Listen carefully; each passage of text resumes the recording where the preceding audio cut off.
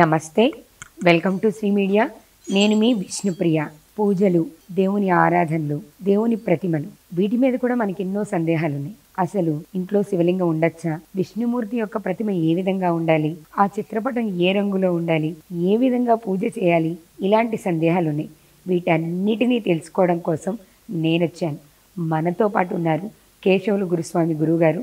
గురువుగారితో మాట్లాడదాం. రాష్ట్రపతి పురస్కార గ్రహీత. అలానే ఇప్పుడు మనం కళశ్రీ ఆర్ట్ టెంపుల్లో ఉన్నాం. అసలు ఇక్కడ ఎక్కడ చూసినా, ఎటు చూసినా భగవంతుడే కనిపిస్తున్నాడు. చాలా ప్రశాంతంగా నిలువెత్తు ఆకారంలోనూ భగవంతుడు ఉన్నాడు. కూర్చొని ఉన్నాడు, నవ్వుతూ ఉన్నాడు. ఎటు చూసినా దేవుడే కనిపిస్తున్నాడు. అవి చిత్రాల, నిజంగానే భగవంతుడు మనల్ని చూస్తున్నాడా అన్నంత అద్భుతంగా ఉన్నాయి. నేను ఆ చిత్రాలన్నీ కూడా చూపిస్తాను. దానికంటే ముందు మనం గురువుగారితో మాట్లాడదాం.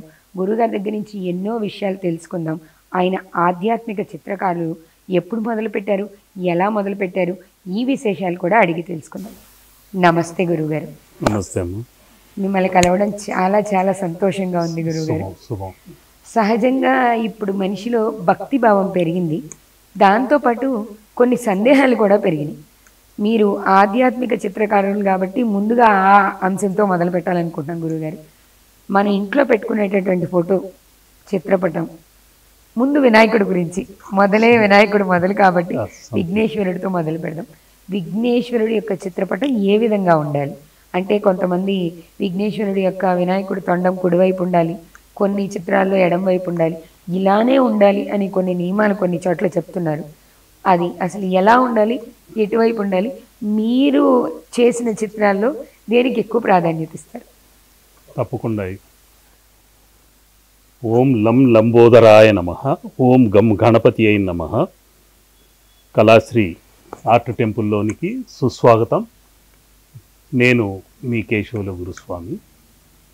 ఈరోజు ముఖ్యంగా ఇందాక మీరు అడిగినట్టు చాలామందికి వచ్చే అనుమానాలు, మా ఇంట్లో గణపతి ఉన్నాడు కానీ ఆయన తొండం కుడివైపుకుంది, ఆ విధంగా ఉండకూడదు, ఎడమ వైపు ఉండాలి అని పక్కింటి వాళ్ళు చెప్పారు, అది తీసేయొచ్చా?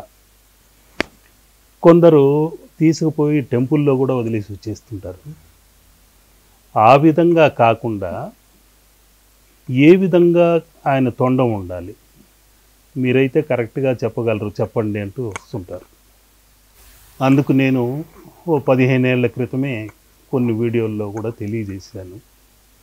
తొండంబు ఎటువైపు ఉన్ననేమి దండంబు సక్రంబుగా పెట్టు, వక్రంబగు ఆలోచనలు కట్టిపెట్టు, ఎడతెరపి లేకుండా ధనవర్షంబు కురిసేనా, ఎడమవైపు ఉన్నంత మాత్రాన, కుడివైపు ఉన్నంత మాత్రాన నడమంత్రపు సిరి నడిచి వచ్చేనా, తెలుసుకో మానవా తెలిపేను కేశవ అని ఈ పద్ధతిలో వాళ్ళకి సులభ శైలిలో అర్థమయ్యేలాగా చెప్పాను.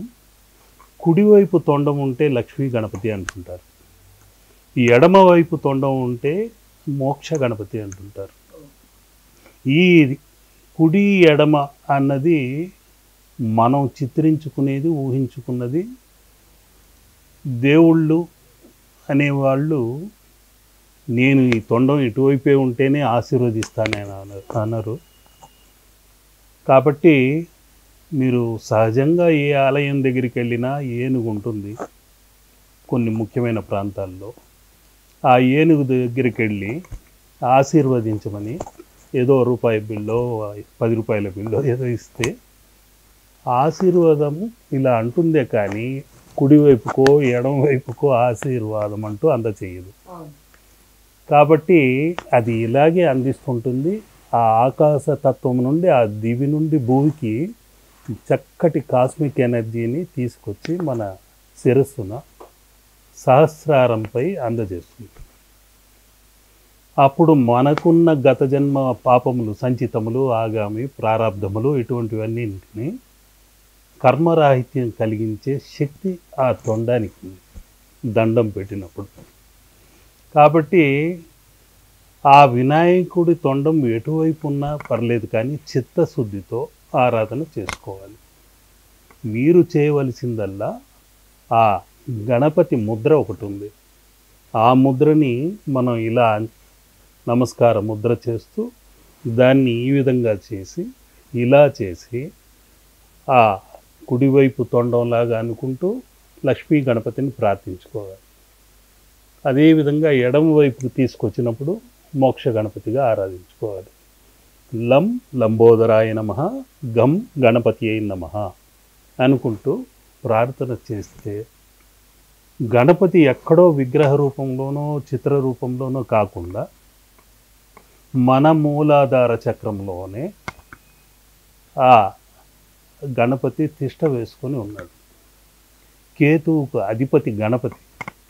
ఆ సర్పతత్వమే 3.5 చుట్టలు చుట్టుకొని కుండలిని శక్తిగా అధిదేవతగా ఆ 4 దళముల మధ్య లం అనే బీజాక్షరముతో ఆ లంబోదరుడు అక్కడ ఉన్నాడు.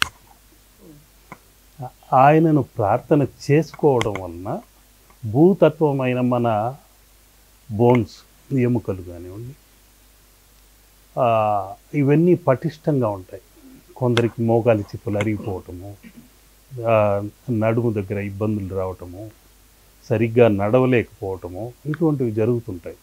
మనలో ఉన్న ఈ 5 ఎలిమెంట్స్, పంచభూత తత్వాల్ని సమతుల్యం చేసుకోవటం. అందుకు ముఖ్యమైన భూతత్వానికి అధిపతి గణపతి. ఆ గణపతిని ఆరాధించుకోవాలి. ఆ గణపతిలో రకరకాల గణపతులు ఉన్నారు. హేరంబ గణపతి, డుండి గణపతి, బాల గణపతి, నాట్య గణపతి, బాల గణపతి కాకుండా లక్ష్మీ గణపతి, ఇలా రకరకాలుగా క్షిప్ర గణపతి అని ఉన్నాడు. ఆయనైతే ఇంకా విద్యకు అధిదేవత. క్షిప్ర గణపతి అంటే ఏకదంతంతో ఆయన ఉంటాడు. ఆ దంతము ఇలా పట్టుకొని కూర్చున్నట్టు ఉంటుంది. ఆ క్షిప్ర ముద్ర కూడా గతంలో కొన్నిసార్లు చెప్పాను. పిల్లలకు మంచి విజ్ఞానము, విద్య, వినయము, ఇటువంటి విషయాలు వాళ్ళకి జ్ఞాపక శక్తి కూడా పెరగాలంటే ఆ క్షిప్రముద్ర చేయాలి. అదేవిధంగా క్షిప్ర గణపతిని త్వరగా వరాలు ఇచ్చేవాడు. క్షిప్ర అంటేనే త్వరితంగా వరాలు ఇచ్చే గణపతి ఆయన ఒక్కడే. ఇట్లా లక్ష్మీ గణపతి ఉంది.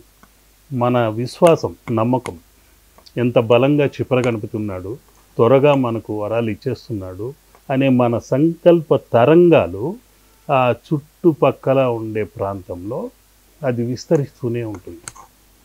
మనం ఒక బీజాక్షరము లం అన్న వెంటనే ఈ గది మొత్తం ఆ వైబ్రేషన్ 40 రోజులు ఉంటుంది. ఒక్క బీజాక్షరం ఆ లం అనేది. అందుకనే మనం ఎవరి దగ్గరైనా మాట్లాడేటప్పుడు చి అంటూ మాట్లాడుతుంటారు కోపం వచ్చినప్పుడు. అదే శ్రీ అంటే అక్కడ సిరులు చేకూరుతుంది. శ్రీ అంటే మన అదే వాగ్భూషణము. వాగ్భూషణం మన వాక్కు, నోరు మంచిదైతే ఊరంతా మంచిది అంటుంటాం. జిహ్వాగ్రే వసతి లక్ష్మి, జిహ్వేన నసాధ్యతే బంధు మిత్ర శత్రువు అన్నారు. మన నాలుగు పైన జిహ్వాగ్రంలో లక్ష్మి వసిస్తుంది. ఆ నాలుక వలన బంధు మిత్రులు శత్రువులు కారు అనేది అర్థం. కాబట్టి ఈ నాలుకను అదుపులో పెట్టుకుంటే మనకు మనిషికి ఏకైక శత్రువులు బయట ఉండవు, వారి నోరే. ఆ నాలుకే ఏది పడితే అది తినేస్తుంటారు, ఏది పడితే అది వాగేస్తుంటారు. వారి ఆరోగ్యానికి వారే కీడు తెచ్చుకొని వారే శత్రువులు అవుతుంటారు. వారు ఇతరులకు నొప్పించేలాగా మాట్లాడి వారే శత్రువులు మారుతారు.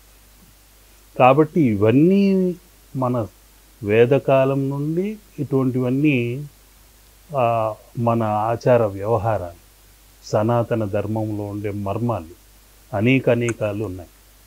ఈ గణపతి ముద్ర కూడా అలాంటిది.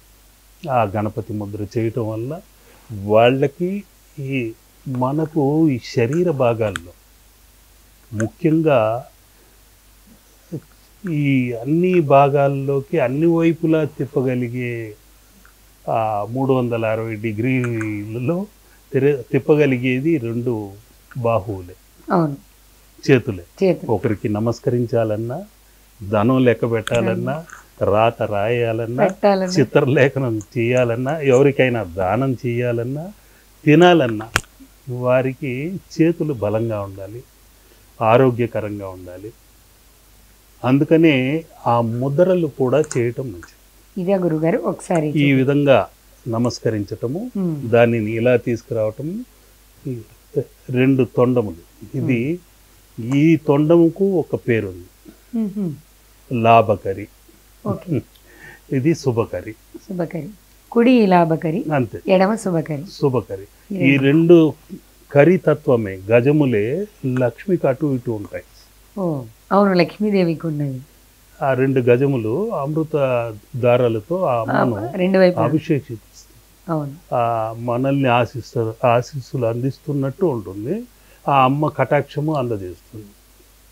అటువంటి ముద్రని ఇలా చేసి ఈ విధంగా తీసుకొచ్చి ఈ తొండంలాగా చేసుకొని ఇది ఒక తొండంలా భావించి ఇలా లాక్ చేయాలి, బంధించి లం లంబోదరాయ నమః, గం గణపతి అయి నమః. ఈ మంత్రం కనుక చదివితే విఘ్నాలు ఉండవు, దిగ్విజయంగా ముందుకెళతారు.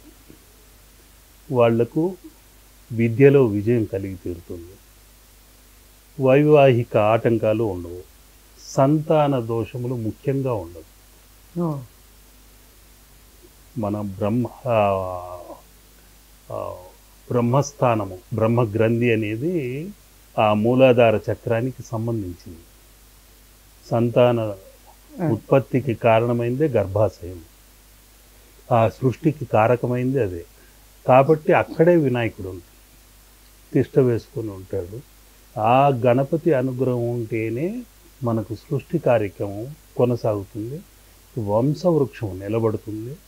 ఆ వినాయకుడి అనుగ్రహం ఉండి, ఇప్పుడు వినాయకుడు మీరు చూశారంటే అన్ని దేవతలు చాలా అందంగా ఉంటారు, అన్ని అవయవాలు అందంగానే ఉంటాయి. ఒక్క వినాయకుడు మాత్రం పెద్ద బొజ్జుతో ఉంటాడు, పెద్ద పెద్ద చెవులతోనూ, తొండంతోనూ, మళ్ళీ గుజ్జు రూపంతోనూ. ఇలా ఉన్నా కూడా ప్రతి ఒక్కరూ ఇష్టపడేది గణపతినే. మొదటి పూజ గణపతికే. కాబట్టి ఆ ప్రథమ పూజ అందుకునే ఆ విఘ్నేశ్వరుడు, ముఖ్యంగా ఆ విఘ్నేశ్వరుడి అనుగ్రహము మనకుంటే ప్రతి పనిలో దిగ్విజయంగా విఘ్నాలు లేకుండా ముందుకెళ్ళచ్చు.